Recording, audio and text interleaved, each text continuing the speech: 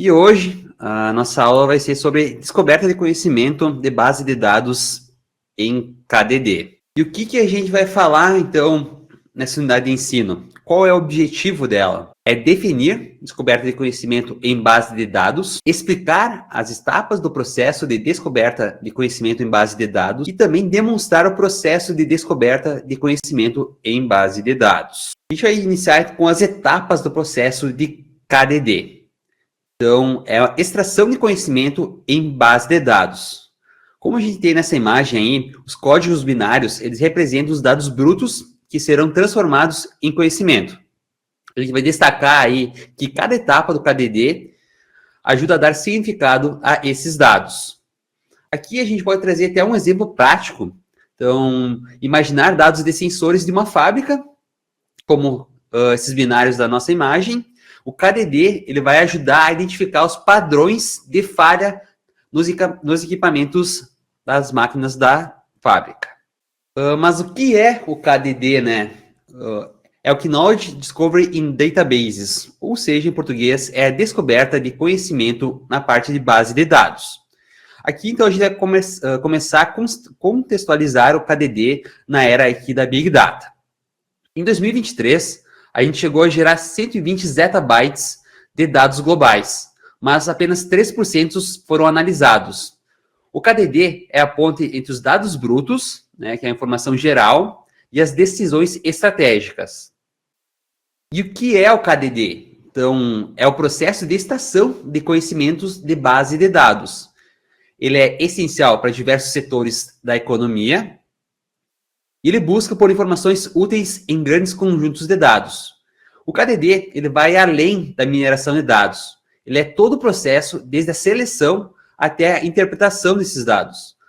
A gente pode trazer um exemplo aqui, que é um hospital que ele utiliza o KDD para prever readmissões.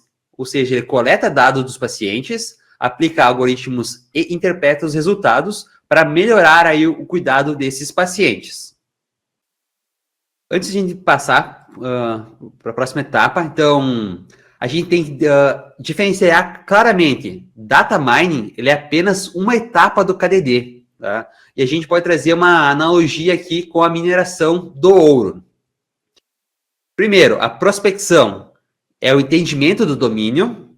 A extração do minério em si seria a parte do pré-processamento. O refinamento do ouro é a parte de mineração. E a ouriversaria é a parte da interpretação.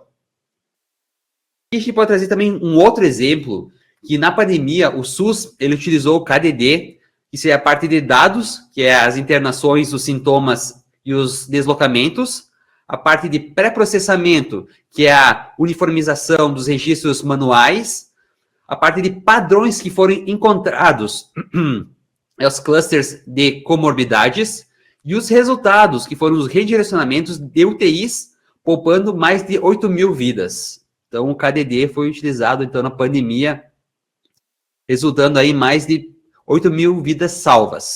Agora sim, a gente vai chegar na parte das etapas do KDD. Então, é o entendimento do domínio, da aplicação e seleção dos dados, é sugestão de ferramentas computacionais, é pré-processamento e transformação dos dados, e mineração de dados e interpretação desses resultados. Então, a gente pode trazer um exemplo prático aqui, que é o entendimento do domínio, que é definir o que queremos reduzir o desperdício em uma linha de produção. A parte de pré-processamento, que é lidar com os dados faltantes de um setor industrial. E a mineração, que é aplicar o algoritmo para encontrar padrões de defeitos nessas máquinas. Então, a gente vai chegar na parte de entendimento do domínio. Então, definir objetivos desejados. Então, antes de a gente coletar os dados, a gente precisa responder algumas perguntas. Qual problema a gente quer resolver? Exemplo, na parte do objetivo, reduzir o churn, cancelamento de clientes em uma operadora de telecom. E quais são as perguntas chaves para isso? Então, quais clientes estão mais propensos a cancelar? E quais fatores que influenciaram a qualidade do... E quais setores influenciaram? É a qualidade do sinal? É o atendimento da pessoa, do vendedor? Ou é o preço? Então, são essas questões que a gente sempre tem que perguntar antes de definir os objetivos aí desejados. Agora vamos para o segundo, que é a parte de monitorar as variáveis importantes. Nem todos os dados eles são úteis. A gente precisa selecionar variáveis impactantes. A gente pode trazer aqui um outro exemplo prático, que é o caso de uso aqui, que é a previsão de inadimplência em um banco. A renda do cliente e o número de empréstimos que ele tem. E quais são as variáveis que são irrelevantes? É a cor do cartão, a data de cadastro. Essas são as variáveis irrelevantes. Então, a gente precisa monitorar sempre as variáveis que são importantes para a empresa, que vai utilizar desses dados.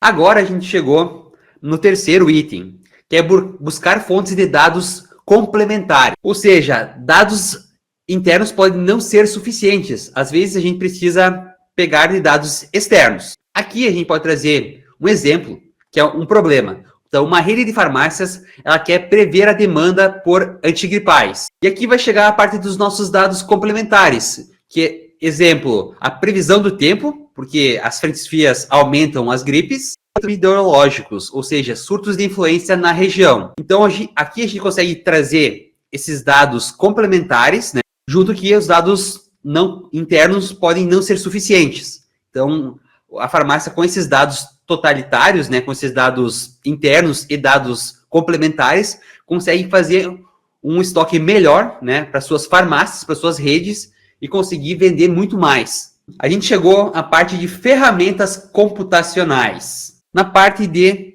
desenvolvimento de algoritmos. Os algoritmos, eles são a espinha dorsal do KDD. Eles transformam os dados brutos em padrões acionáveis. Trazendo um exemplo prático aqui. Um problema é prever vendas sazonais de sorvetes, pode ser. Um algoritmo escolhido. Regressão linear versus o Random Forest, que é a regressão linear, ele é um algoritmo simples, tá? E o Random Forest, ele é um algoritmo mais complexo. E por quê? Se temos poucos dados, apenas dados de temperatura e de venda, a gente utiliza a regressão linear, porque ela é simples e já é suficiente. Com mais variáveis, como preço, promoções, entre outros, a gente deve já utilizar um outro algoritmo, que é o Random Forest, que ele é uma performance melhor, ele é um pouco mais complexo, mas vai ter uma performance aí melhor para a empresa. Vamos para o nosso segundo dado, que são as ferramentas comuns. Então, vamos iniciar aí falando um pouquinho sobre o Python. E por que o Python? O Python, ele utiliza bibliotecas como Pandas, tá? Que servem de pré-processamento. Tem o Scikit-learn, que faz a parte já de mineração. E o Matplotlib, que ele já cria a parte de visualização. Isso faz parte de cobrir todas as etapas do nosso KTD. E a gente pode trazer um caso real aqui. A Netflix, ela utiliza o Python aí para recomendação personalizada. E a biblioteca que eles estão utilizando hoje em dia é a biblioteca Surprise. A parte de ferramentas computacionais. Então, nas ferramentas comuns, a gente vai utilizar o R também, tá? Ele é melhor para análise de estatísticas completas, como testes de hipóteses em pesquisas médicas. Outro exemplo, os hospitais, eles utilizam o R para prever surtos de doenças, como pacotes do Forecast. Agora a gente vai para a próxima ferramenta, que é o MATLAB. Qual que é o foco do MATLAB? Então, é a parte de processamento de sinais e imagens. Por exemplo, reconhecimento de padrões em exames de ressonâncias nos hospitais. E um caso aqui que a gente pode trazer são sistemas de diagnósticos. A empresa Siemens utiliza o MATLAB aí para analisar as imagens. Na parte de processamento de dados, aqui a gente tem que destacar que essa etapa aí, ela consome mais tempo do projeto. Ela consome cerca de 80% de um projeto aí na parte do KDD. Então, o pré-processamento ocupa aí 80% das fases do projeto. O momento é a parte de lidar com os dados faltantes e também evitar falhas de aquisição que comprometam aí o processo. A gente pode trazer um exemplo aqui, prático, que em dados de energia, a gente precisa tratar os valores ausentes, por exemplo, nos feriados ou quando as medições param. Então, a gente vai utilizar o pré-processamento de dados aí para lidar com esses dados faltantes. Na parte de mineração de dados, é verificar os resultados se eles são consistentes.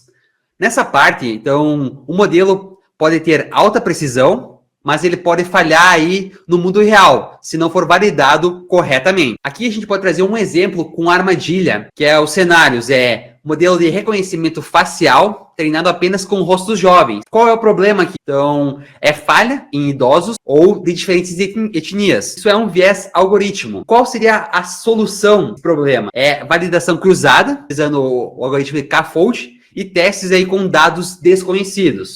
Próximo passo da mineração de dados é utilizar gráficos para interpretar e transmitir os resultados. Os gráficos, eles contam histórias que as tabelas não contam. A gente pode trazer um exemplo prático aqui, de um dataset de energia. Ou seja, a gente pode criar um gráfico de linhas e mostrar os picos aí de consumo das 7 da noite e também juntando a grupos como micro-ondas e também ar-condicionados. Então, assim, a gente consegue mostrar de forma visual, não apenas uma tabela, como iria funcionar. E quais as ferramentas que podem ser utilizadas para criar esses gráficos, né? O Matplotlib e o próprio Seaborn do Python, ou o ggplot2 utilizando R. Chegamos no nosso último elemento, que é a parte da importância dos dados em informações sólidas. Os dados brutos, pensem que eles são como petróleo, e a informação é o combustível refinado. Então, é um dado bruto, é como se fosse petróleo, e o combustível é algo como se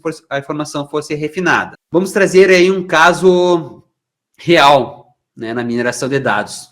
A empresa, a Uber Eats, os dados brutos dela são a parte do tempo de entrega, as avaliações e o tráfego de envio. E quais são as informações úteis? Para os restaurantes com nota abaixo de 4.2 e a entrega for maior de 30 minutos, tem 70% de chance de perder esses clientes. E a ação é alertas de tempo real aí para a parte de melhorar o seu desempenho. Então, minerando esses dados aí para os restaurantes e enviando alertas para eles é uma forma de melhorar o desempenho, trazendo já notas melhores e os clientes aí decidindo ficar com a encomenda, né? E eles não vão perder os seus clientes. A gente chegou aqui na parte de uma conclusão. Então, o KDD ele é aplicado em diversas áreas e ele auxilia na tomada de decisões com base nos seus dados. A extração de conhecimento pode ser transformadora quando bem executada. Os brutos, né, de uma empresa, a gente tem que pré-processar para conseguir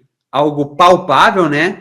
E aí depois chegar até numa parte de processamento e chegar num resultado aí que a empresa consiga ver onde tem problema e onde são as partes benéficas dela também.